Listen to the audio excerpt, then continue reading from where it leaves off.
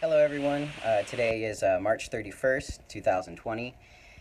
My name is Aiden Mares, and today is Transgender Day of Visibility. And so I just wanted to make a little bit of a video. I know most of us, almost in the entire world, are all kind of stuck at home, and so I want to still show my visibility and talk a little bit about what today means and kind of do a little shout out to my trans siblings out there and say that, I know that times are rough and there's been a lot going on, and being stuck in homes, especially with some of you that can't be visible or that are getting misgendered by family and being stuck in really rough situations that, you know, we care, we see, and I just hope that you can get into a better situation soon. And I pray that our visibility one day leads to a better understanding and taking away the stigma so that we can live our lives without having to worry about all the discrimination we face. So today is Transgender Day of Visibility, and I'm going to talk a little bit about what that is. Back in 2009, the first Transgender Day of Visibility started. It was actually started by an activist named Rachel Crandall in Michigan. And she started it because at the time there was only Transgender Day of Remembrance, which is a day in November where we honor all the transgender people that have been murdered each year. So there was basically only this day where we just kind of talked about transgender people in a very sad way. Like, we were trying to celebrate their lives and show that they were people and that they didn't deserve these things that happened to them, and to bring it into the light of the things that were happening and how much crime and hate there is. But so this day, the Transgender Day of Visibility, is meant to show that, we're here, show that we can be visible in a very positive way, that, we're people just like everyone else. We might have to go through some different trials in life, but we are definitely just like everybody else. We have our ups and our downs, and but the thing we face most is discrimination and hate crimes. And in this year alone, we're at the end of March. So in 2020 alone, there have been 50 anti-transgender legislation introduced. So that's not good. Especially recently, there were two bills recently introduced in Idaho that were passed that makes it to where transgender people can no longer amend and update their birth certificates, which, when your birth certificate doesn't match your identity, it can make things really difficult.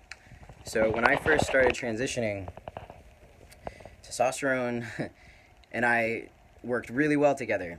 And so I was what you would consider, I don't really like using this word, but passing. And so when I would go to, I know, terrible habit, when I would go pick up cigarettes, they would bend my card because it still said female, and it said my old name and everything. And I'd been denied service at one point, and things just got really messy. And it's even bigger things, having to deal with when I finally did change my name and everything, which in California you can do, and you can get things changed. I still had issue with trying to work with the DMV and my name, and I have kids, so registering my daughter for school and my identity not matching what her birth certificate says, and those types of things. So that kind of legislation that prevents you from being able to change your legal documentation is huge. It really closes a lot of doors for people and makes life significantly harder. So that's a really, really unfortunate bill that just got passed. Another thing was not allowing in schools trans kids to play in sports. And that's horrible. And, there's other bills that have been going around lately, like making it illegal for medical professionals to provide hormone therapy to kids that severely need it. There's plenty of studies out there. I encourage you to do some research, but it's proven that these types of interventions with medical professionals that know what they're doing save trans kids' lives. And one of the reasons that I say that visibility is so important is growing up, I didn't understand that this could be an option for me. I was incredibly depressed. I was incredibly isolated. I tried really hard to fit in. I went through phases where I really tried to be girly, and it just tore me apart. It was like I was living in this mask, and the only representation that I had ever seen of trans people was usually transgender women, male to female. And it was on shows like CSI, and it was very negative representation. And growing up and just being like, I can't be that, and it wasn't until I was older and I was 24 and I finally came across videos on YouTube of trans guys sharing their stories and seeing, what's out there, and then learning about everything that's out there, the medical options, the everything. And it was just like the biggest light bulb in the world had really gone off, and I finally accepted that, like, this really is me. And being able to see those other guys that made their videos really made that difference for me. And life's not perfect after, being able to come out and stuff. And I just wanted to be what they considered stealth and just live my life and be the man that I am. And then I faced my first real discrimination a few months into medical transition. And basically my internal organs, reproductive organs, were shutting down in a major way. And they were causing me to be incredibly sick and have excruciating pain. I lost 20-something pounds almost instantly. I was incredibly sick. I couldn't sleep, couldn't keep food down. My doctor sent me to the ER. That was the first time I had to deal with being misgendered, which at the time I had changed everything legally. So it caused problems with my insurance because my insurance had been changed over.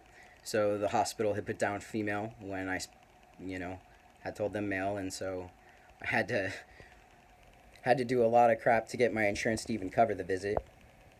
But by the time I finally saw the doctor, they told me that I needed surgery, and that they wouldn't do it there, and that I needed to go somewhere where they treated people like me, like San Francisco.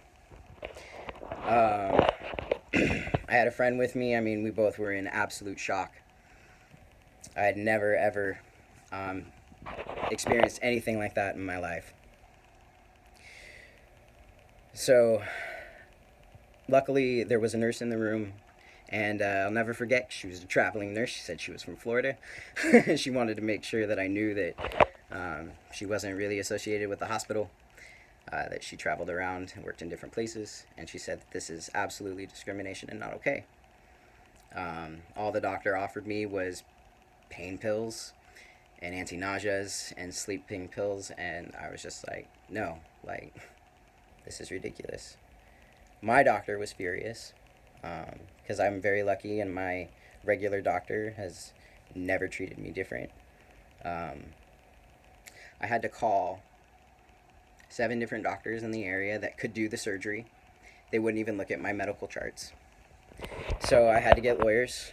I reached out online, and nonprofit in town got me hooked up, and it still took almost 2 months to get a medically emergency surgery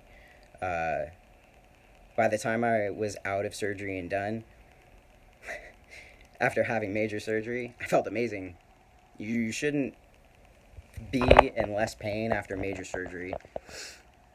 And I never wanted anybody to go through that again. So the lawyers that I had worked with to get my surgery had said that nobody had been willing to stand up yet to try and get policies changed. So I got involved and I started volunteering. I've gotten to do some really amazing things in my life, and I'm very thankful.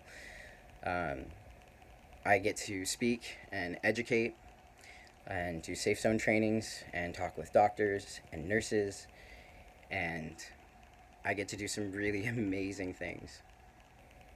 Because of the shutdown, I haven't gotten to do much of those things, so I get to do that on here today.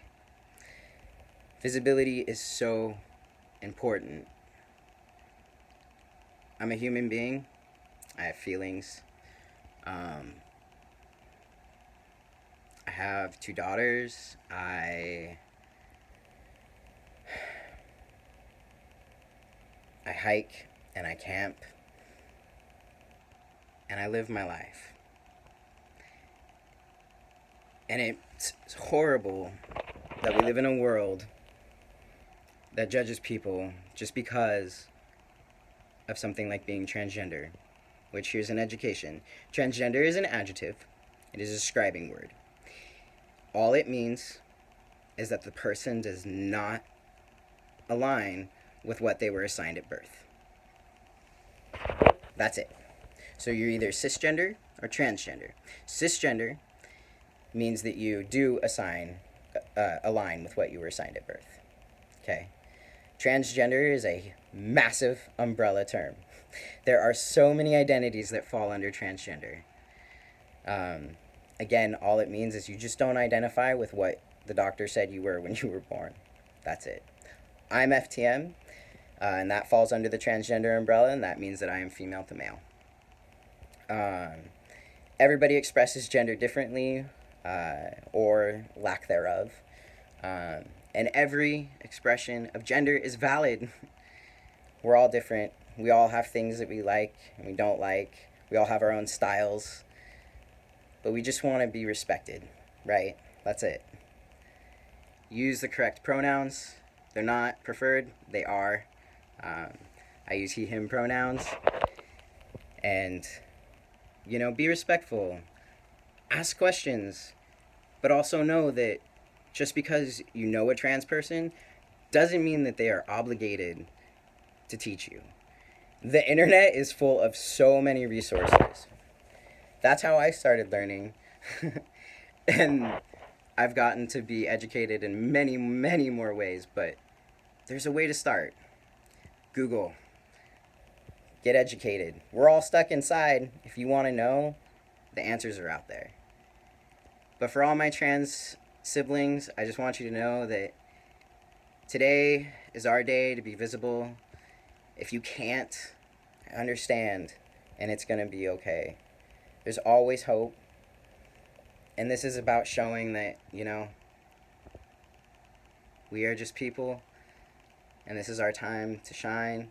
It is our time to rise up and show that these bills that keep coming up, these laws that keep getting passed that only hurt people, are no longer acceptable. And I hope that my allies watching this, any trans ally out there, realizes the harm that these bills are doing to our community and our society as a whole. I hope that in this horrible pandemic, that it shows that as humanity we should come together and show that it's time to care and put people first. And we are all people too. So I just want to say happy Trans Day of Visibility. And I want to just say one word, because we have lost an amazing trans activist to the coronavirus just yesterday. Lorena Borges passed away at 60 years old. For the last 30 years, she has been in the trans Latinx community in Queens as an advocate and she is a survivor of human trafficking and helped survivors for the last 30 years. She was truly an amazing person, and unfortunately, she did lose her fight to the coronavirus. In this scary time, there are so many things going on, but there's always hope. Stay safe, stay in your homes, and for those of you that do have hard homes to stay in, it's okay. Reach out. There are lines that you can call. Please, you're not alone. I hope everybody has an amazing day. Happy Trans Day of Visibility.